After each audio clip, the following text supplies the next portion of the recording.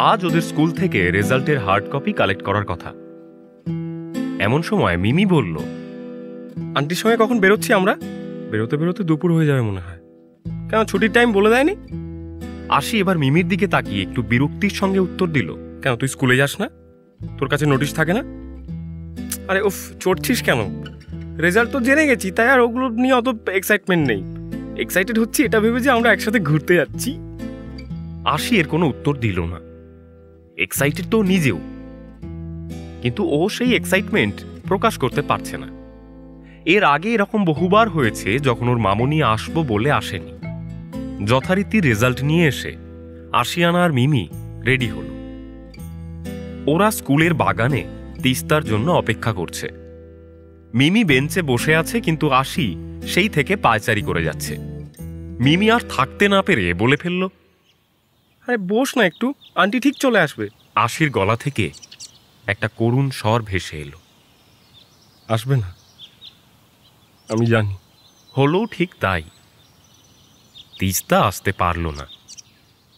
ওরা ঘরে ফিরে এলো। তিস্তার ফোনে কাল রাতেই রেলের তরফ থেকে মেসেজ এসেছিল, ট্রেনের টাইমিং চেঞ্জ হয়েছে। আজ সন্ধ্যের ট্রেনটা 5 ঘন্টা আগে ছাড়ছে। সেই মতো ওকে দার্জিলিং থেকে নিউ জলপাইগুড়ি আসতে হবে। এসবের মধ্যে তিস্তা আশিয়ানাকে কিছু জানানোর সুযোগ পেল না। ফাদারকে একটা মেল করে রাখলো শুধু। কিন্তু ওর চিন্তা হচ্ছে আশিয়ানা আবার ওকে ভুল বুঝবে।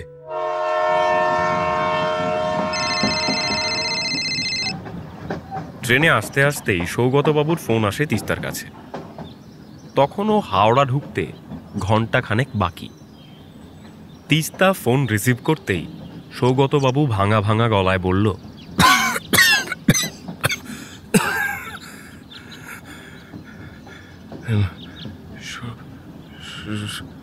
শরীরটা ঠিক লাগছে না। তুই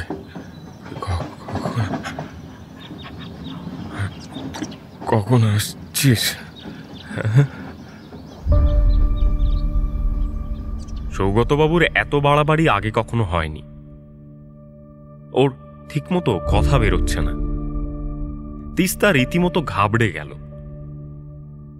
এই মুহূর্তে ও কি করবে কিছুই বুঝে উঠতে পারছে না।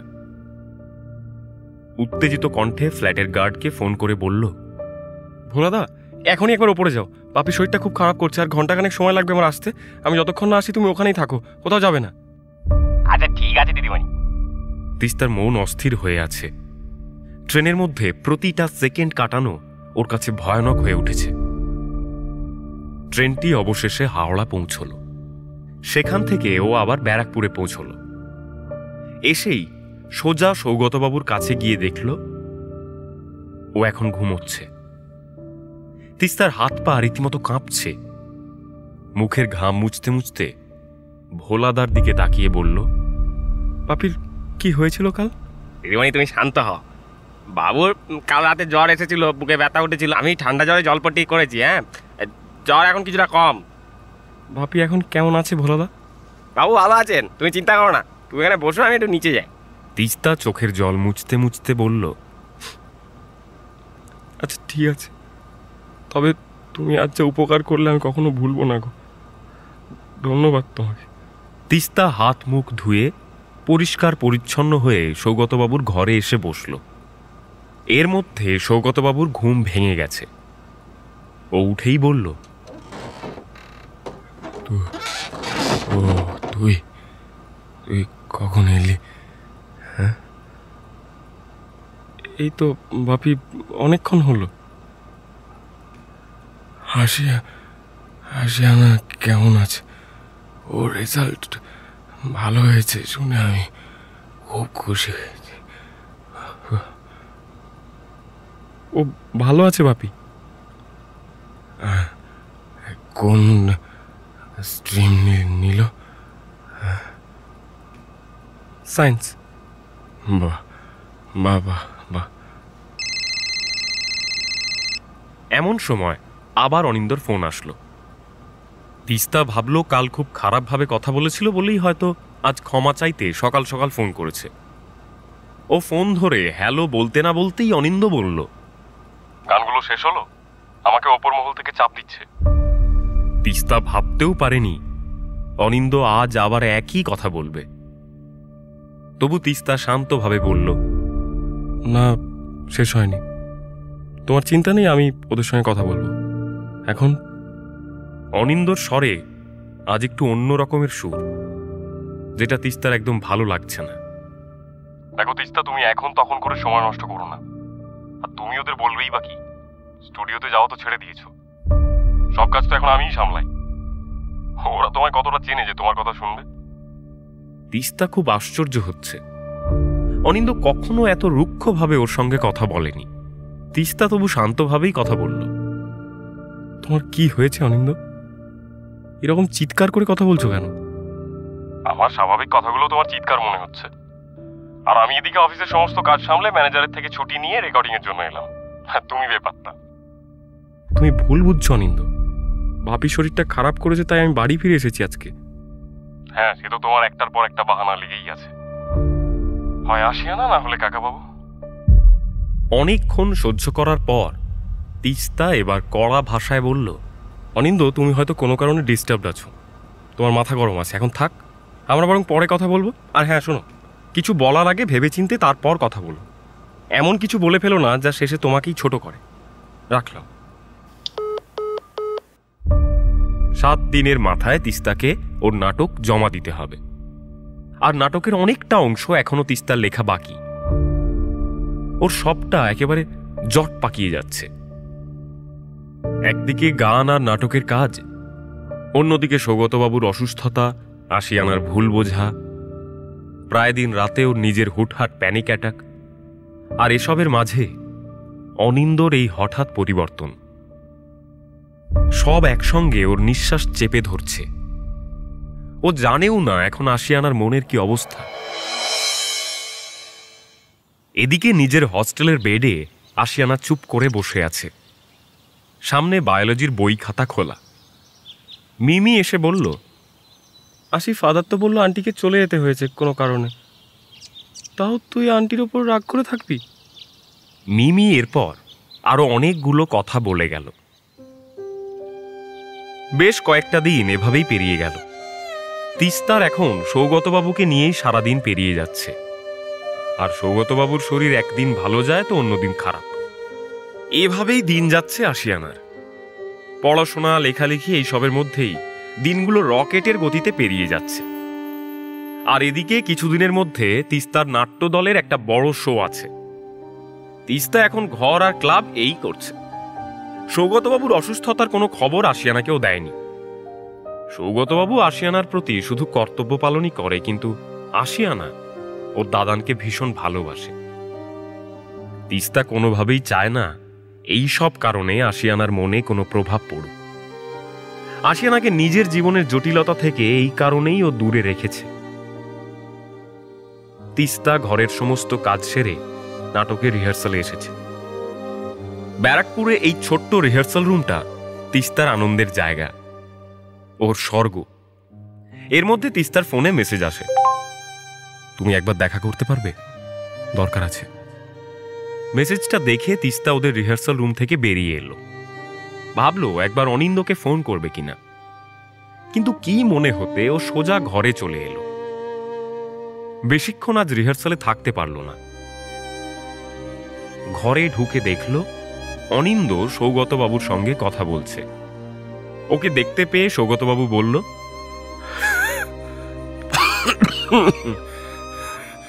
ওই তো তিস্তা এসে গেছে, আমি ঘরে যাই বাবা। বুঝতেই পারছো শরীরটা কদিন ধরে ভালো যাচ্ছে না, ঘরে যাই। সৌগতবাবু যে ধরনের মানুষ, তাতে শরীরে খুব বেশি কষ্ট না হলে ও নিজেকে অসুস্থ বলতে রাজি নয়। তিস্তা একটু ভয় পেয়ে বলল, কি হয়েছে বাপি? খুব খুব শরীর খারাপ লাগছে, ডাক্তার কাছে যাবে? হ্যাঁ বাপি, কেমন লাগছে বলো? অনিন্দ পাশ থেকে বলল, হ্যাঁ কাকাবাবু, মানে খুব কষ্ট হলে বলুন, আমি আছি। সৌগতবাবু একটু হেসে বলল, না না আমি ঠিক আছি। ওই একটু দুর্বল লাগছে। তোমরা তোমরা কথা তোমরা কথা বলো, আমি একটু ঘরে গেলাম, ঘরে বসছি। তোমরা বাপি, কোনো অসুবিধা হলে তুমি ডেকো। হ্যাঁ হ্যাঁ, ডাকবো ডাকবো। সৌগতবাবু চলে গেল। অনিন্দ খানিকক্ষণ চুপ করে থেকে বলল, আমি জানতাম না কাকাবাবুর এতটা বাড়াবাড়ি হয়েছিল। সরি তিস্তা, আমি ভুল করে ফেলেছি, আমাকে এবারের মতো ক্ষমা করে দাও প্লিজ। তিস্তার এখন রাগ অভিমান এসব কিছুই হয় না। তিস্তা বলল, থাক অনিন্দ, আর কিছু বলতে হবে না। চা খাবে? প্লিজ তিস্তা, রাগ করো না প্লিজ। উদাসীনভাবে তিস্তা বলল, অনিন্দ সব বাদ দাও, চা খাবে? এই বলে তিস্তা ওর ঘর থেকে লেখার খাতা এনে অনিন্দকে দিয়ে বলল, আমি এই কিছুদিনে সময় পাইনি নতুন কিছু লেখার জন্য। পুরনো কবিতাগুলো আছে এটাতে, তুমি পড়ে দেখো, খুব দরকার থাকলে এর মধ্যে থেকে কোনো একটা সুর দিতে পারো। অনিন্দ তিস্তার সামনে এগিয়ে এসে ওর হাত দুটো ধরে বলল, তিস্তা তুমি তুমি প্লিজ রাগ করো না তিস্তা, এই মাসের অ্যালবামটা পরের মাসে করা যাবে, কিন্তু তুমি প্লিজ আমাকে এভাবে এড়িয়ে যেও না প্লিজ। তিস্তার এই চুপ করে থাকা কিছুতেই অনিন্দ সহ্য করতে পারছে না। ওর ভয় হচ্ছে। এই ভয়ের কারণ অনেক। তবু নিজেকে সামলে অনিন্দ বলল, তিস্তা তুমি চুপ করে থেকো না প্লিজ, কিছু অন্তত বলো। অনিন্দ, আশা করি তোমার কাজ হয়ে গেছে, তুমি তোমার গান পেয়ে গেছো। হ্যাঁ, এটা সত্যি যে আমি কাজের জন্য এখানে এসেছিলাম, কিন্তু কাকাবাবুর থেকে সবটা শোনার পরে আমি বুঝতে পেরেছি যে আমার ভুল। আমার খুব খারাপ লাগছে তিস্তা, তুমি আমার থেকে মুখ ফিরিয়ে নিলে আমার নিজের কোনো পরিচয় থাকবে না তিস্তা। তিস্তা তিস্তা নির্বিকার। ওর চোখের দিকে তাকাতে অনিন্দর ভয় করছে। ওর এই মায়া ভরা চোখ দুটি আজ এক্কেবারে শূন্য। ওতে কোনো আবেগ অনুভূতি কিচ্ছু নেই, যেন দুটো মৃত চোখ। অনিন্দর কথা শুনে তিস্তা বলল, আচ্ছা তাহলে এই ব্যাপার তোমার ভয়। আমি যদি তোমার থেকে মুখ ফিরিয়ে নিই তাহলে কি হবে তোমার? চিন্তা নেই অনিন্দ, আমি এতটা স্বার্থপর নই। অনিন্দ চুপ করে গেল। তিস্তা সামনের টেবিলে রাখা গ্লাস থেকে এক নিঃশ্বাসে ঢক ঢক করে জল খেল। খানিকক্ষণ চুপ করে থাকল, তারপর মাথা ঠান্ডা করে শান্তভাবে বলল, অনিন্দ, আমি ভেবেছিলাম যখন কেউ আমার পাশে থাকবে না তখন তুমি থাকবে। বাপিকে নিয়ে আমি যখন একেবারে দিশেহারা হয়ে পড়েছিলাম, মাথা কাজ করা আমার বন্ধ করে দিয়েছিল, তখন অনেকবার তোমাকে ফোনে কন্ট্যাক্ট করার চেষ্টা করেছি, তুমি ফোনটা তোলোনি। তারপর যখন কল ব্যাক করেছিলে তখন ভীষণ বাজে ভাষায় কথা বলেছিলে, অসভ্যের মতো কথা বলেছিলে। তুমি বুঝিয়ে দিয়েছিলে যে তোমার থেকে আমার কোনো আশা রাখা ভুল। আসলে তখন আমার মাথা ঠিক ছিল না তিস্তা, আর প্রায় রেকর্ডের ডেট চলে এসেছিল। তুমি তো জানো যে আমি কতটা কাজ পাগল। আজ নিশ্চয়ই তোমার ডেডলাইন মিস হয়ে যাওয়ার কারণে তুমি আমাকে কথা শোনাতে এসেছিলে। হ্যাঁ বলো, কি বলতে এসেছো বলো। তিস্তা, আমি টেনশনে ওসব বলে ফেলেছি তিস্তা, আই এম সরি। অনিন্দ যে ধরনের মানুষ, তাতে এতক্ষণ ধরে কারো কাছে ক্ষমা চাওয়া ওর স্বভাব বিরুদ্ধ। ভুলটাও নিজে করলেও সেটা স্বীকার করে নিতে কখনো শেখেনি, কিন্তু পরিস্থিতির কারণে ওকে এখানে সেটা করতে হচ্ছে। তিস্তা বলল, ঠিক আছে, যা হয়েছে সেসব মনে রেখে বেকার তিক্ততা বাড়িয়ে কাজ নেই। তুমি দাঁড়াও, আমি চা আনি। তিস্তা অনিন্দর প্রতি সামান্য দুর্বল।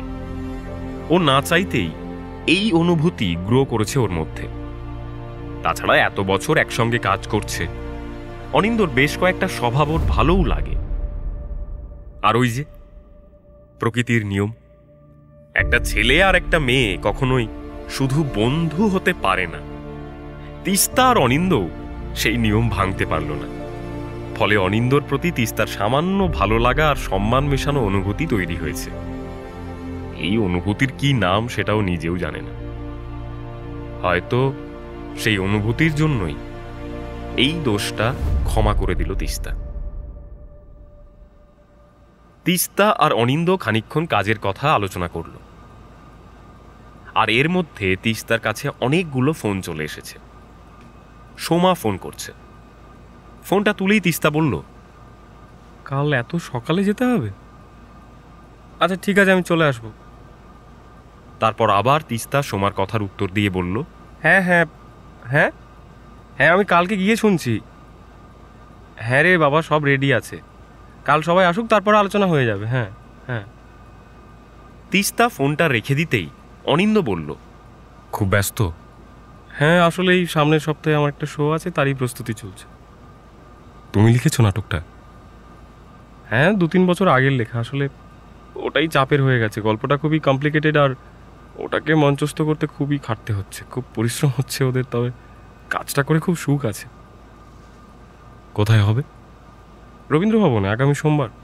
তুমি আসবে? হ্যাঁ, চেষ্টা করব। বহুদিন ভালো করে থিয়েটার নাটক দেখা হয়নি। তুমি কিন্তু এই সমাজে দাঁড়িয়েও একটা দারুণ উদাহরণ তৈরি করছো তিস্তা। কেন, আমি আবার কি করলাম? তোমার ট্রেন আছে তো, চলো এগোতে এগোতে কথা বলি, চলো। এই বলে তিস্তা একবার সৌগতবাবুর ঘরে গিয়ে ওকে দেখে এলো। এখন সৌগতবাবু নিশ্চিন্তে ঘুমোচ্ছে। তিস্তা প্রতিবার অনিন্দকে ফ্ল্যাটের নিচ পর্যন্ত এসে সি অফ করে, ছেড়ে যায়। সিঁড়ি দিয়ে আস্তে আস্তে অনিন্দ বলল, এই যে এখন যেখানে সবাই একটা স্টেবল কেরিয়ার অপশন খুঁজছে, সেখানে তুমি এত শিক্ষিত হয়ে নিজের ভালো লাগার জিনিসগুলো নিয়ে পড়ে আছো। তিস্তা হেসে বলল, কেরিয়ার তো আবার কিনা স্টেবল? ছাড়ো তো, জীবনে কোনো জিনিসটাই স্টেবল না। এই যে রিনি এসেছিল সেদিন, দেখলে ওর পুরনো কোম্পানিতে চাকরি ছেড়ে চলে এসেছে। ওর ইচ্ছা নতুন কিছু স্টার্ট আপ করবে, আর সেই টিপিক্যাল বাঙালি বাবা মা ওর স্বপ্নে বাধা দিচ্ছে, তাই এখন আবার নতুন করে কোনো কোম্পানিতে জয়েন করেছে। আগের মাসেই তো জয়েন করলো। ও আমার থেকে অনেক স্টেবল, অনেক প্র্যাকটিক্যাল, তাও ওর পরিস্থিতি দেখো। নাটক লিখে, কবিতা লিখে, সুর করে, তোমার জন্য গান বানিয়ে দারুণ আছে। এতে আর যাই হোক, আমার আনন্দটা স্টেবল আছে, এতেই খুশি আমি। অনিন্দর মনে যাই থাকুক, তিস্তার সঙ্গে কথার মধ্যে ও একটা পজিটিভিটি খুঁজে পায়। সেই কারণেই হয়তো ভয়ানক কিছু করার চেষ্টা করতে পারে না। ও চুপ করে কথাগুলো শুনে গেল, তারপর হঠাৎ বলল, তিস্তা, তোমার হাজবেন্ড মানে এক্স হাজবেন্ড নিলয়, ও তো তোমার বিশ্বাস ভেঙেছিল, তুমি ওকে ক্ষমা করতে পেরেছ? তিস্তা অনিন্দর প্রশ্নে একটু অবাক হল। অনিন্দ হঠাৎ নিলয়ের কথা তুলল কেন? এক্স হাজবেন্ড, সেই ক্ষমা, কি জানি ক্ষমা করতে পেরেছি কিনা। তবে এখন আর ওর কথা সেরকম মনে পড়ে না। মাঝে মধ্যে কষ্ট হয়, তবে এখন সেটা সামলে নিতে শিখে গেছি। তুমি এক্স হাজবেন্ড বলে ওরকম ভাবে হাসলে কেন? তিস্তা কিছুক্ষণ চুপ করে থেকে বলল, কারণ আমাদের কখনো বিয়ে হয়নি। এরপর ওদের মধ্যে আর কোনো কথা হলো না। অনিন্দ হাঁটতে হাঁটতে সামনে মিলিয়ে গেল। আজ অনিন্দর বাড়ি ফিরতে রাত হলো। ট্রেন ঠিক সময় বর্ধমান ঢুকেছে, কিন্তু ওর আজ বাড়ি ফিরতে ইচ্ছে করছিল না, তাই ঘন্টাখানেক স্টেশনে বসেছিল। ওখানে কত মানুষ, কত শব্দ। আজ ওর আর নিজের প্রাণহীন ফ্ল্যাটে ফিরতে ইচ্ছে করছে না। ওর ফ্ল্যাটে কথা বলার কেউ নেই, ওর কথা শোনার মতো কেউ নেই। ও ভুল করলে সেটা শুধরে দেওয়ার মতো কেউ নেই। আজ কেমন যেন একটা অদ্ভুত দোটানায় পড়ে গেছে। তিস্তার কাছে যে কারণে গেছিল তার কোনোটাই হলো না। ছিল কাজ আদায় করতে, কিন্তু কি সব বলে এলো, সবকিছু এলোমেলো হয়ে গেল। ওদের এই সম্পর্কে কখনো কোনো চাওয়া পাওয়া ছিল না তো। ওরা তো শুধু একসঙ্গে কাজ করে। তবে কি তিস্তার প্রতি ও দুর্বল হয়ে পড়ছে? কিন্তু সেটা হলে তো বিপদ। নিজের ওপর রাগ হচ্ছে অনিন্দর। বাড়ি ফিরে এসে বারান্দায় রাখা চেয়ারে গা এলিয়ে বসে পড়ল অনিন্দ। ফেরার পথে একটা বোতল কিনে এনেছে। ওর এই নেশাটা আজকের নয়। প্রথম প্রথম যখন অনিন্দ চাকরিতে জয়েন করে তখন থেকেই নেশা শুরু করেছিল। জীবনটা যখন একেবারে ঘেঁটে যায়, যখন আর কোনো মোটিভেশনাল স্পিকার এসে ওকে মোটিভেট করতে পারে না, তখন একমাত্র ভরসা এই নেশা, মদ। এই অল্প মদ খেয়ে কতটা নেশা হয় ওর জানা নেই, তবে লাইফের প্রবলেম থেকে ছুটি পাওয়া যায়। মাঝখানে এমন একটা পর্যায়ে চলে গেছিল যেখানে প্রায় রোজই নেশা না করে থাকতে পারছিল না। তখন তিস্তা ওকে ওই নেশা থেকে বার করে আনে, যদিও এখন মাসে 1-2 দিন খেয়ে ফেলে। জীবনটাকে নিজের মতো করে আর কজন সাজাতে পারে? অনিন্দ পারছে না। টাকার মধ্যে আছে এই দুর্লভের বাজারে একটা সরকারি চাকরি। ও ব্যাংকে চাকরি করে, যে চাকরিটায় ও দম আটকে আসে। আর গায়ক হয়ে ওর যেটুকু পরিচিতি সবটাই তিস্তার জন্য। অনিন্দ যতটা পারল মদ গিলল। ফ্ল্যাটের ব্যালকনি থেকে নিচে রাস্তায় গাড়ি যাচ্ছে আসছে। হঠাৎ কি মনে হতে ও সেখান থেকে উঠে ঘরে চলে এলো। নেশা ভালো মতোই চড়েছে। সোজা হয়ে দাঁড়াতে পারছে না অনিন্দ। দেওয়াল ধরে ধরে বিছানার কাছে আসছে এমন সময় আয়নার সামনে এসে দাঁড়িয়ে পড়ল। ওর কথাগুলো জড়িয়ে আসছে, তবু নিজের দিকে তাকিয়ে অনিন্দ বলল, Anindo, you are a loser, you are a loser, you are hypocrite. ইঁদুর দৌড়ে তুই সিংহ হতে চেয়েছিলিস। এসব বলতে বলতে নিজের মনেই হেসে উঠল।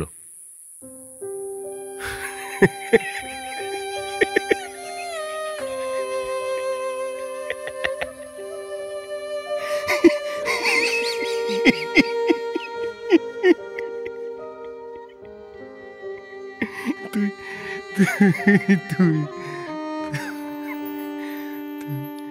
ভুলে গেছিলি ইঁদুর দৌড়ে জিতে গেলেও তুই সেই ইঁদুরই থাকবি।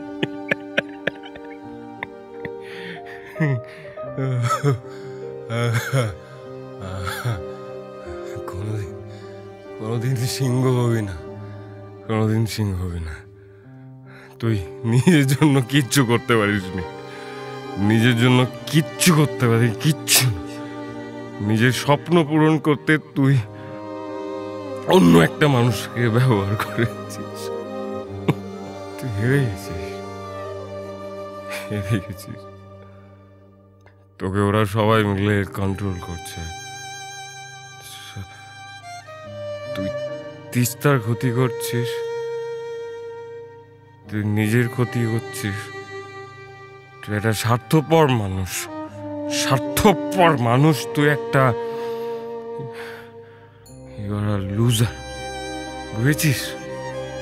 বুঝেছিস? তুই লুজার, লুজার। কোনোভাবে এই অবস্থাতেই বিছানায় গিয়ে শুয়ে পড়ল অনিন্দ। শীতকাল, বাইরে ঠান্ডা হাওয়া দিচ্ছে, আর ওই দিকে অনিন্দ ফাঁকা সিলিং এর দিকে তাকিয়ে চুপ করে শুয়ে আছে। খানিকক্ষণ পরে নিজের থেকেই আবার বলল,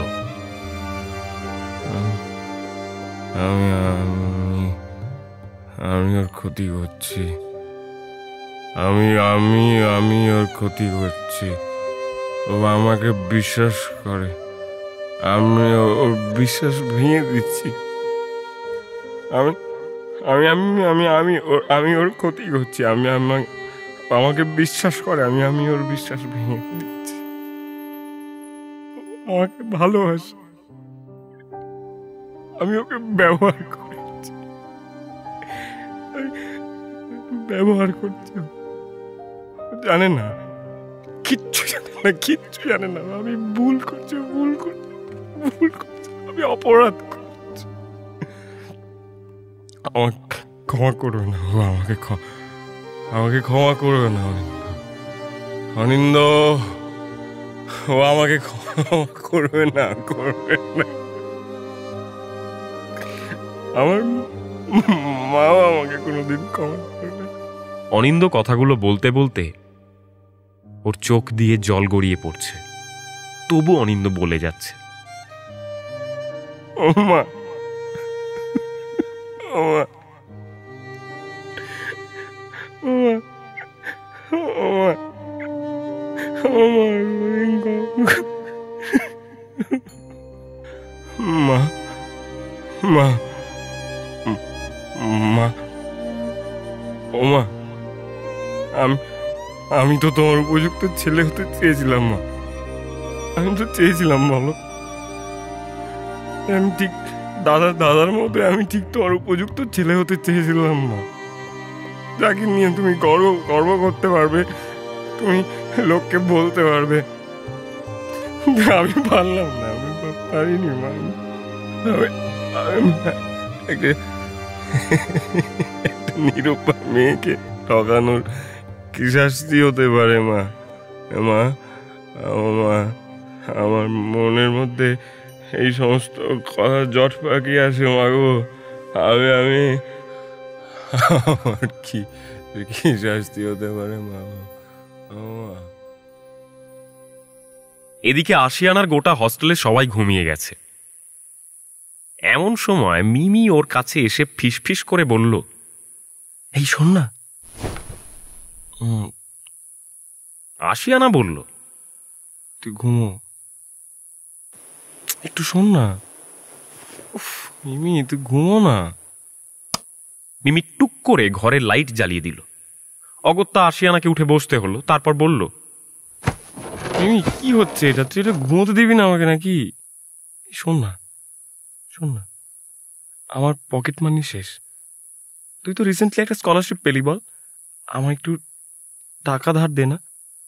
উফ, আবার ঠিক আছে, সকালে নিয়ে নিস, তবে বেশি টাকা তো আমার কাছেও নেই। আরে 100 মতো হলেই হবে। এরপর দুজনেই লাইট অফ করে শুয়ে পড়ল। আশি জানে খুব প্রয়োজন না থাকলে মিমি ওর থেকে টাকা ধার নেবে না, তাই ও কারণ জানতেও চাইল না। পরের দিন সকালে প্রতিদিনের মতো ওরা স্কুলে গেল। সেখান থেকে এসে বিকেলে কোচিং ক্লাস করল। কিন্তু ফেরার পথে ওরা একটা স্টেশনারি দোকানে দাঁড়ালো। আশিয়ানা বলল, এখানে কি আছে? মিমি আশিয়ানাকে কিছু উত্তর না দিয়ে সোজা দোকানদারের উদ্দেশ্যে বলল, আঙ্কেল, ওই ব্লু ড্রিম ক্যাচারটার কত দাম? দোকানদার ভাঙা ভাঙা গলায় উত্তর দিল, ওইটা 350। মিমি হামলে পড়ে বলল, কি? এই ছোট্ট মতো সুতো জট পাকানো জিনিসটার দাম 350 টাকা? আশিয়ানা ওকে বলল, উফ মিমি, কি করছিস? মিমি আশিকে বলল, তুই থাম। আশি বলল, মিমি, তুই এসবে আবার কবে থেকে বিশ্বাস করছিস? মিমি বলল, এই তুই চুপ কর তো।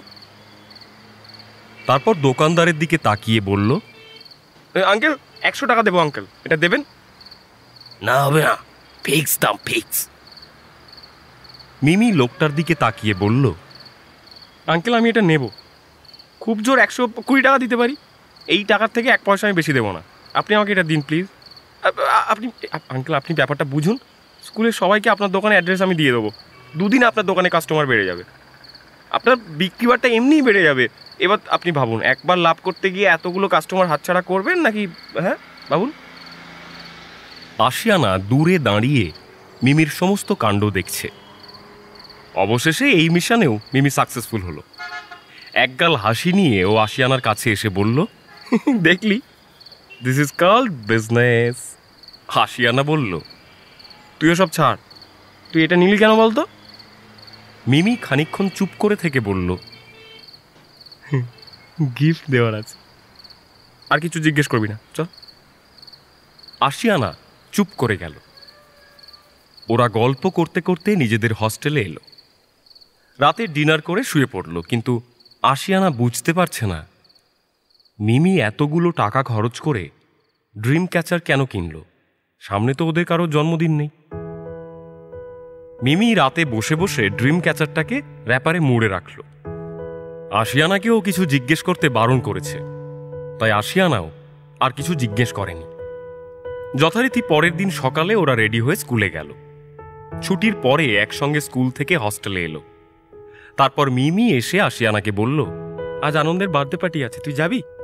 আশিয়ানা খানিকক্ষণ চুপ করে থেকে বলল, ও তুই আনন্দকে ড্রিম ক্যাচার দিবি? তুই পাগল হয়ে গেছিস নাকি? মিমি একটা সুন্দর বেবি পিঙ্ক কালারের টপ আর সঙ্গে জিন্স পরে এলো। লম্বা চুল আলু থালু হয়ে আছে।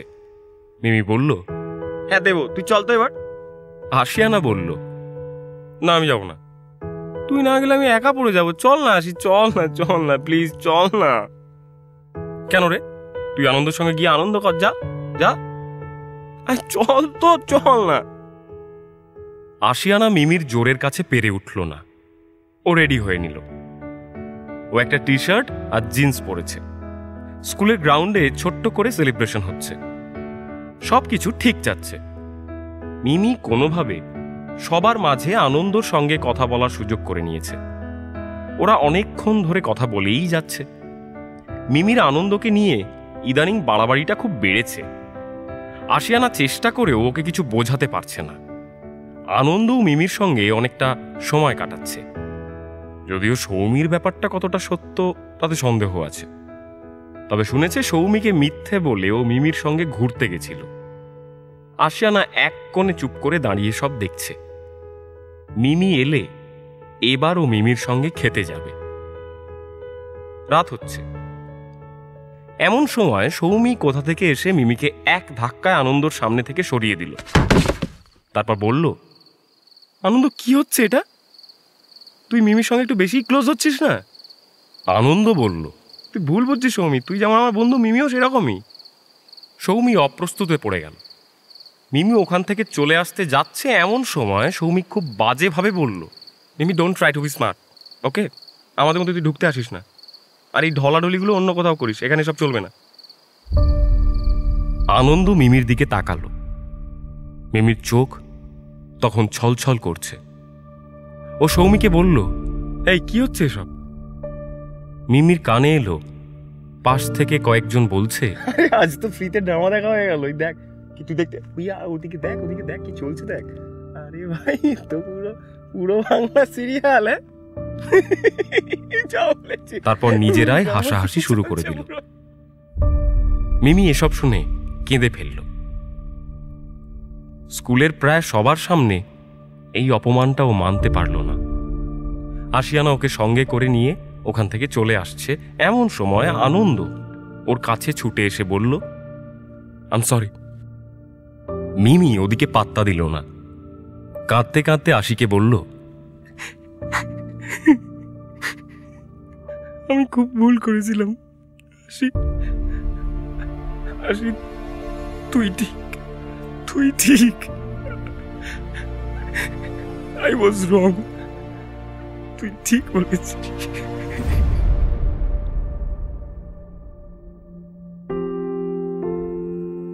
আশিয়ানা এখন বড় হয়েছে, তাই ওকে ওর মামনির সঙ্গে কথা বলার জন্য এখন শুধু হস্টেলের ফোনের অপেক্ষা থাকতে হয় না। এখন ওর নিজের মোবাইল আছে। তিস্তা যখন সময় পাচ্ছে তখনই আশিয়ানাকে ফোন করছে।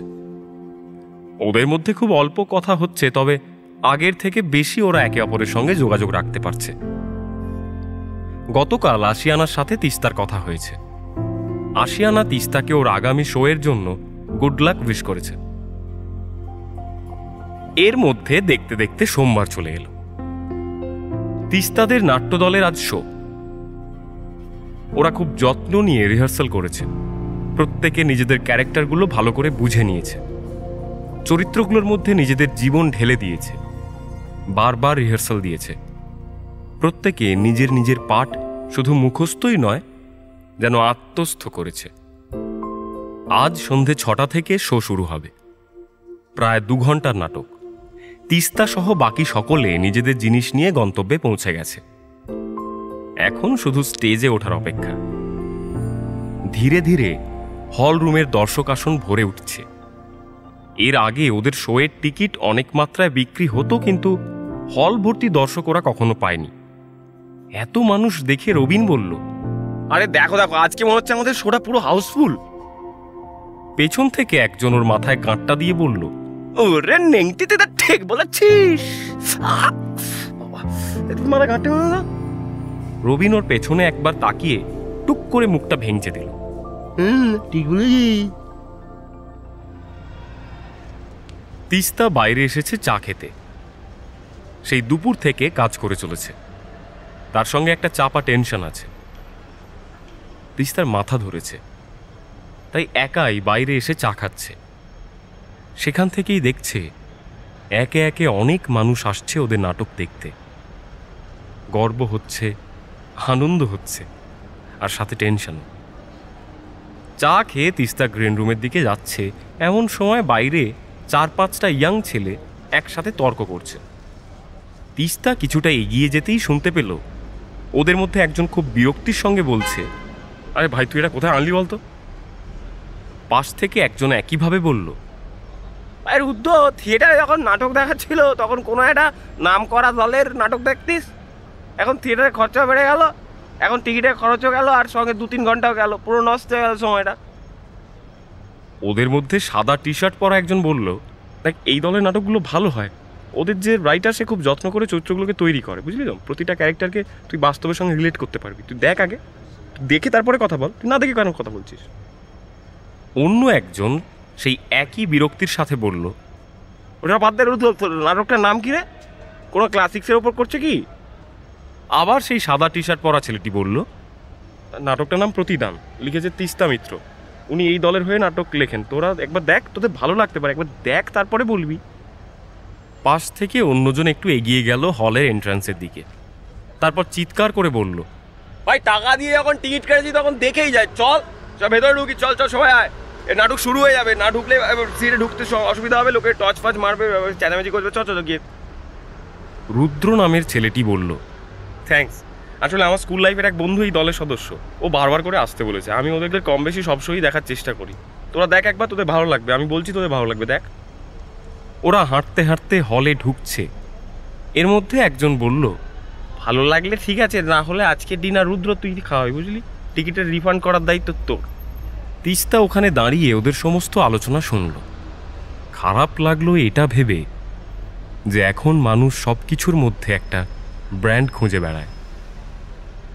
নামকরা নাটকের দল না হলে থিয়েটার দেখতে যাবে না, নামকরা রেস্টুরেন্ট না হলে খাবার খাবে না, আর এসবের মধ্যে মানুষের ছোট ছোট প্রচেষ্টাগুলো মারা যায়। তিস্তাদের মতো এরকম কত ছোট নাট্যদল হারিয়ে যাচ্ছে, নাটক হারিয়ে যাচ্ছে, নাট্যকার মরে যাচ্ছে, সৃষ্টি মরে যাচ্ছে।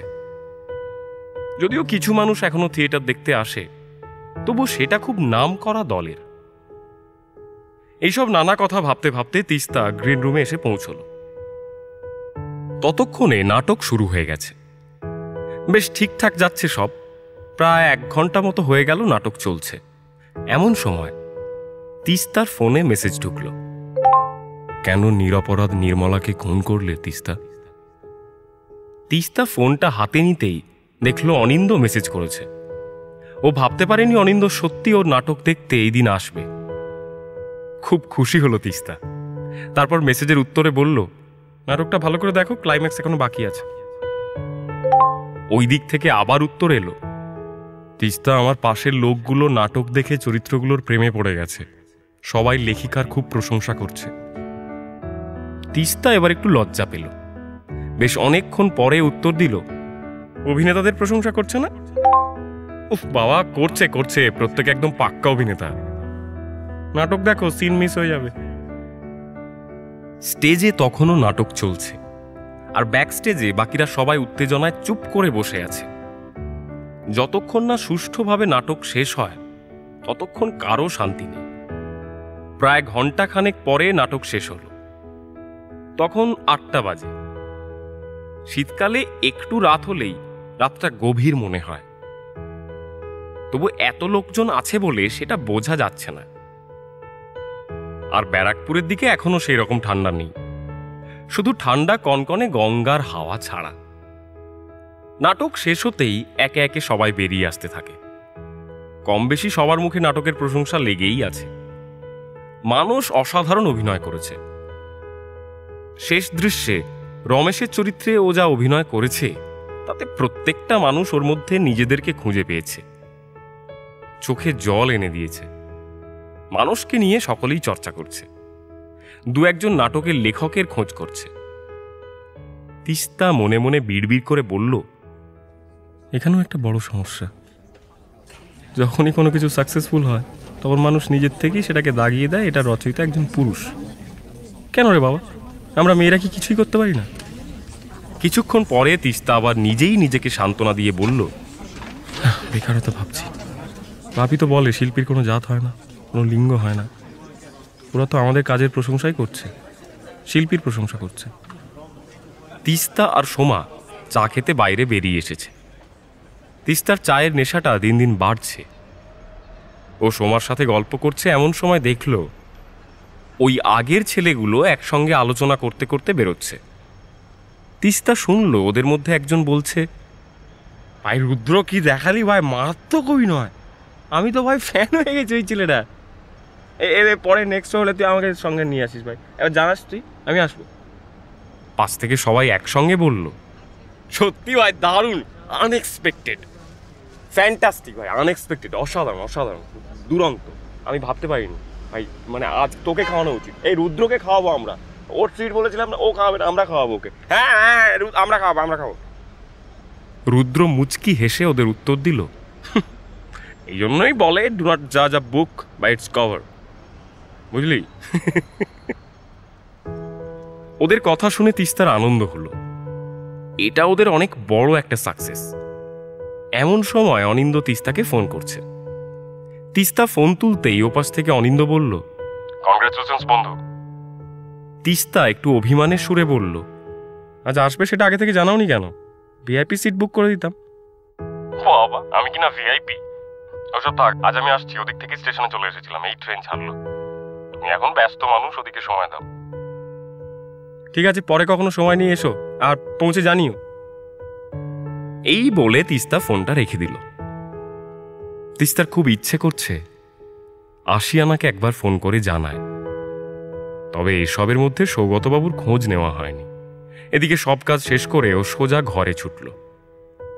এত বড় সাকসেস ও জীবনে খুব কম পেয়েছে।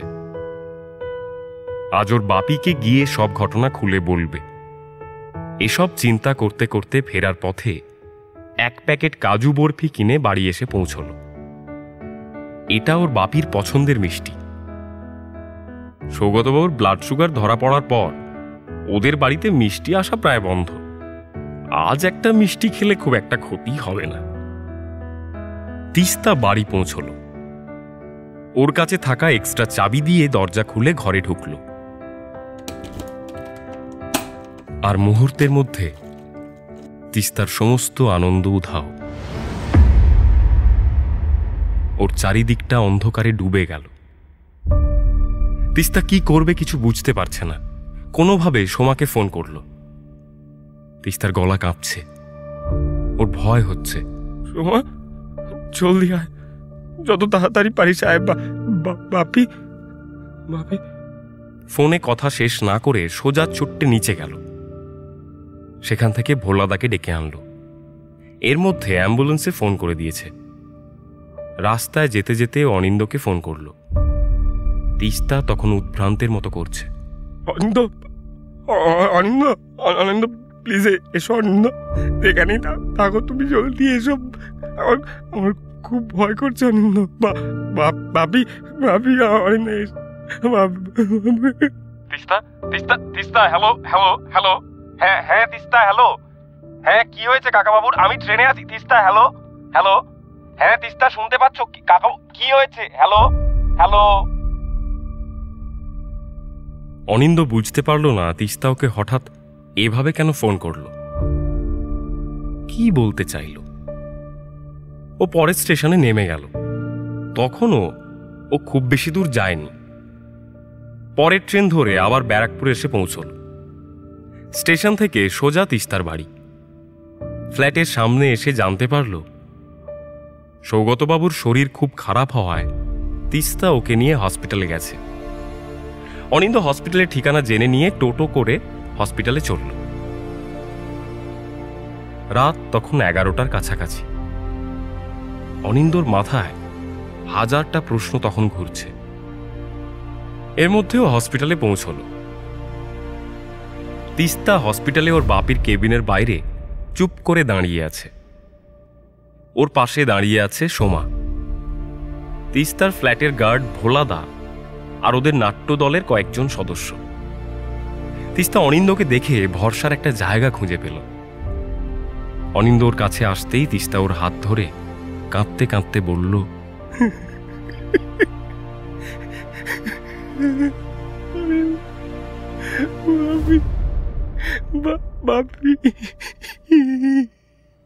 তিস্তা সেই থেকে কেঁদেই চলেছে। অনিন্দ তিস্তার হাত থেকে ওর দুটো হাত ছিনিয়ে নিয়ে তিস্তার কাঁধে রাখল। তারপর বলল, তুমি কাঁদছো কেন? এই দেখো, দুর্বল হলে চলবে? দেখো, এদিকে তাকাও, তুমি তো সাহসী। দেখো, কাকাবাবু ঠিক সুস্থ হয়ে যাবেন। শান্ত হও, কেঁদো না, শান্ত হও। এরপর তিস্তাকে সোমার পাশে বসিয়ে বলল, আচ্ছা এদিকে এসো, এখানে বসো, বসো, এখানে বসো, শান্ত হও, শান্ত হও। জল খাবে? জল খাবে? দাঁড়াও, আমি একটু দাঁড়াও, আমি জল নিয়ে আসছি, দাঁড়াও। এই বলে অনিন্দ ওর জন্য জল আনতে গেল।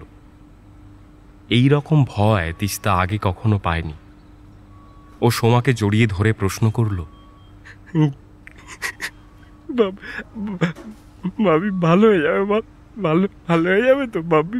ভালো হয়ে যাবে বল?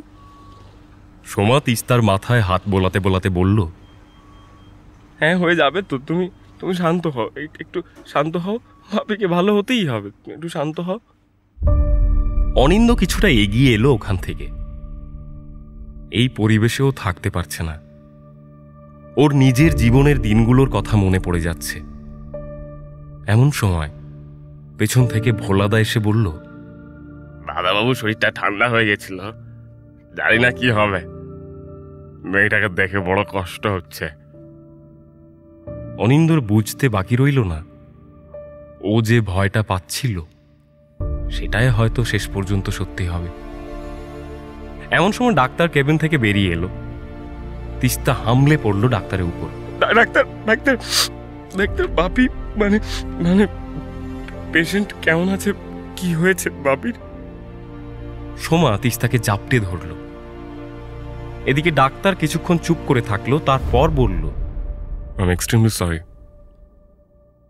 উনি এখানে আসার অনেক আগেই মারা গেছেন। সরি। ডাক্তারের কথাগুলো শুনে তিস্তা সেন্সলেস হয়ে গেল। ডাক্তার বলল, কার্ডিয়াক অ্যারেস্ট যে কোনো কারো হতে পারে, যখন তখন হতে পারে। এই সিমটমস সাধারণত মানুষ বুঝতে পারে না, তবে সঠিক সময় ওনাকে হসপিটালে আনলে হয়তো বাঁচানো যেত। Take care of her. এই বলে ডাক্তার চলে গেল। এর মধ্যে তিস্তার জ্ঞান ফিরেছে। কেঁদে কেঁদে ওর চোখ মুখ লাল হয়ে গেছে। অনিন্দ ওকে ধরে ধরে নিয়ে গিয়ে রিসেপশনে গেল। সেখানে সমস্ত কাজ শেষ করল। তারপর সৌগতবাবুর বডি নিয়ে ওরা আবার ফ্ল্যাটে ফিরে যেতে চাইলে তিস্তা বারণ করল। ও বলল, ওই সোসাইটিতে আমার বাপি আর ফিরবে না। ওদের জন্য বাপি অনেক করেছে, কিন্তু ওরা কেউ মানুষটা শেষ মুহূর্তে একবার পাশে এসে দাঁড়ালো না। বাপি আর ওখানে যাবে না। না না, ওখানে ওখানে ওর কেউ নেই, ওখানে যাবে না। বাপি বাপি যাবে না ওখানে। না বাপি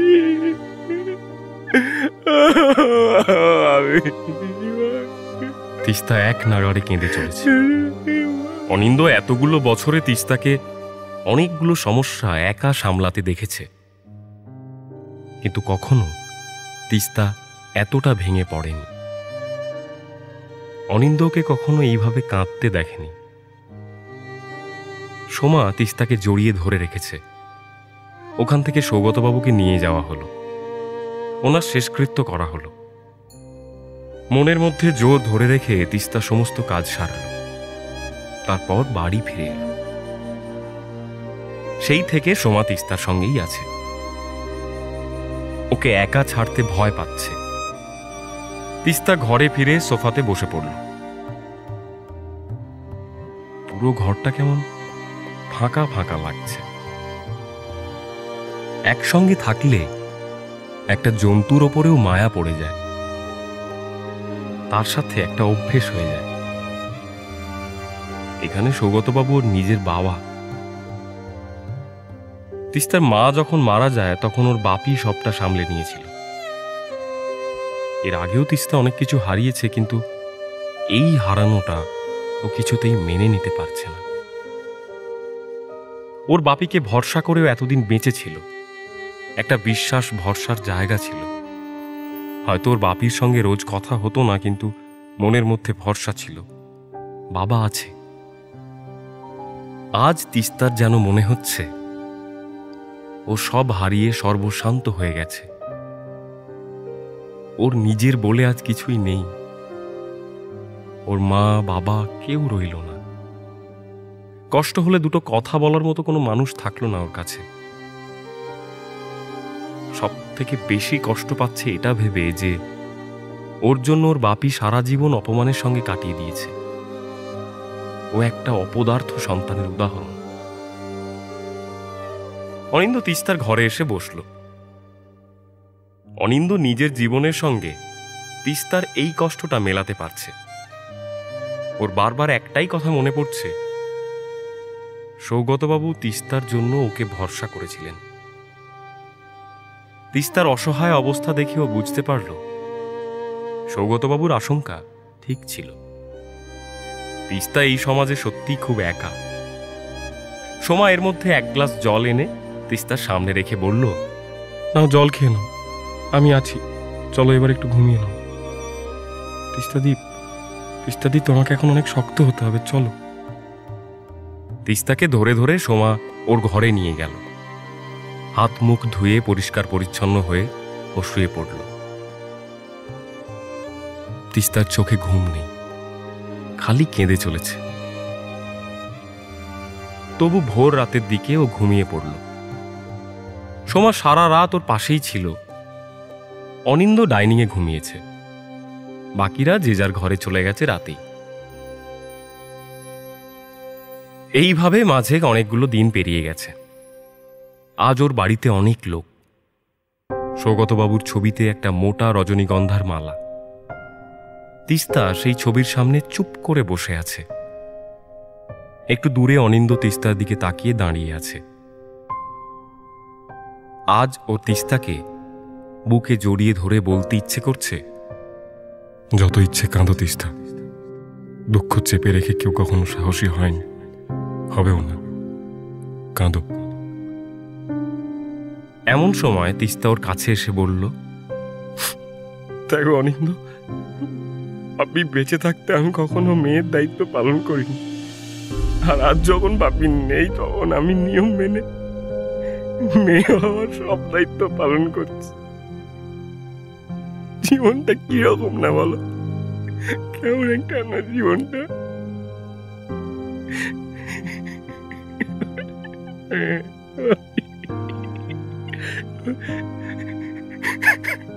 এই কথাগুলো বলতে বলতে তিস্তা আবার কেঁদে ফেলল। ফ্ল্যাটের লোকজন মাছ ভাত খাওয়ার দিন খুব ভিড় করেছে। নানা লোক নানা কথা বলছে, সান্ত্বনা বাক্যের ঝড় বয়ে যাচ্ছে। তিস্তা চুপ করে বসে সব শুনছে। এমন সময় পেছন থেকে দুজনকে কথা বলতে শুনল। একজন বলল, আরে জানো সৌগত বেঁচে যেত, মেয়েটার জন্যই তো সব হলো। অন্যজন পাশ থেকে বলল, কেন, মেয়েটা আবার কি কাণ্ড করেছে? আরে ডাক্তার নাকি বলেছে সঠিক সময় হাসপাতালে নিয়ে গেলে বেঁচে যাওয়ার সম্ভাবনা ছিল। এইসব মেয়েটা তো লেগালি কি নাটক, গান ফান, নাচ ফাচ এইসব নিয়ে তো মেতে থাকে। নিজের জীবনটা এরকম নষ্ট করেছে, সঙ্গে বাপের জীবনটা শেষ করে দিল। বাপটা অকাল বয়সে চলে গেল তো কেমন। এই বলো কি বাবা, সৌগতবাবুর জন্য খারাপ লাগে গো বেচারা। এই কথাগুলো শুনে তিস্তার নিজের ওপর রাগ হচ্ছে। ও সোজা অনিন্দর কাছে এসে জিজ্ঞেস করলো, অনিন্দ, বাপি আমার জন্য মারা গেছে তাই না? ডাক্তার বলেছে বাপিকে ঠিক সময় হসপিটালে নিয়ে গেলে বাপি বেঁচে যেত, তাই না বলো? অনিন্দ তিস্তার মুখের দিকে তাকাতে পারছে না, তবু বলল, তিস্তা তোমার হাতে কিছু ছিল না, তুমি যতটা পেরেছো ততটা করেছো। তুমি নিজেকে কষ্ট দিও না তিস্তা। যেটা হওয়ার সেটা কেউ আটকাতে পারে না।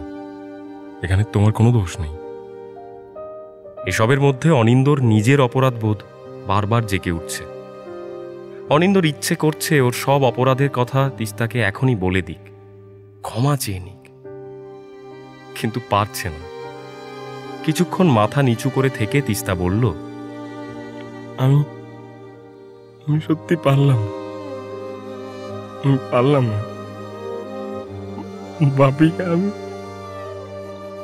বাপিকে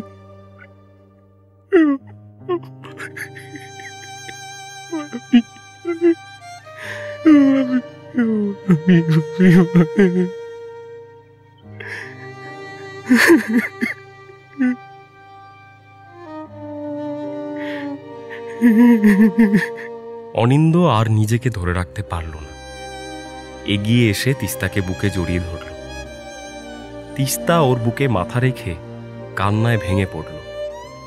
অনিন্দ তিস্তাকে জড়িয়ে বলল, আমি জানি আমি হয়তো অনেক ভুল করেছি, কিন্তু আজ আমি তোমাকে কথা দিচ্ছি তিস্তা, আর কখনো তোমাকে একা ছাড়বো না। আমি আছি, আমি আছি তিস্তা, আমি আছি।